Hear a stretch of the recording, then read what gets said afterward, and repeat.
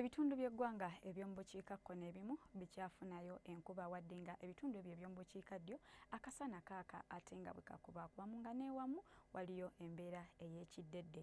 Nze Juliet Nanteza okutuusaako alipoota y'embeera y'obudde okuva mu kitongole ky'eggwanga ekivunaanyizibwa ku by'embeera y'obudde. Ekifaananyi ekikubiddwa ku ssemazinga Africa kiraga nga wakyaliwo empewo enkalu ezifuuwa okuva mu bukiikaddyo bwa ssemazinga Africa okudda mu bukiikakkono bwa Africa era nga kino kiviiriddeko omukuubo gw'enkuba okusenvula okudda mu bukiikakkono bwa ssemazinga Africa nga mwotwalidde n'obukiikakkono bw'eggwanga lyaffe. Ku makya mu masekkati tusuubira akasana okwaka ate nga bwe kakubaakubamu wabula yo mu buvanjuba tusuubira enkuba mu Soroti saako ne mu Toro olwo mu Jjinja akasana tukasuubira okwaka ate nga bwe kakubaakubamu. Mu bugwanjuba ku Lubuubuuto yo akasana tukasuubira okwaka ate nga bwe kakubaakubamu. Mu bukiikakkono Kotido saako ne mu Arua tusuubirayo enkuba. Olw'eggulo ebitundu ebyo eby'omu masekkati Nakasongola saako ne Kampala tusuubirayo enkuba nga ne Bbugumu tulisuubira okubeera ku degrees 29 n'28. Mubende ne Masaka Ebbugumu tulisuubira okubeera ku degrees 29.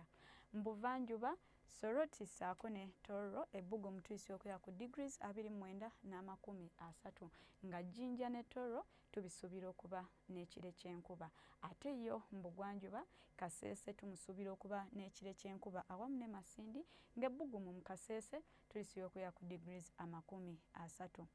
Mu bukiikakkono Kotido Kitugumu saako ne Arua tusuubirayo enkuba nga n'Ebbugumu mu ggulu saako ne mu Lira awamu ne mu bitundu ebiriraanyewo tulisuubira okubeera ku degrees 29.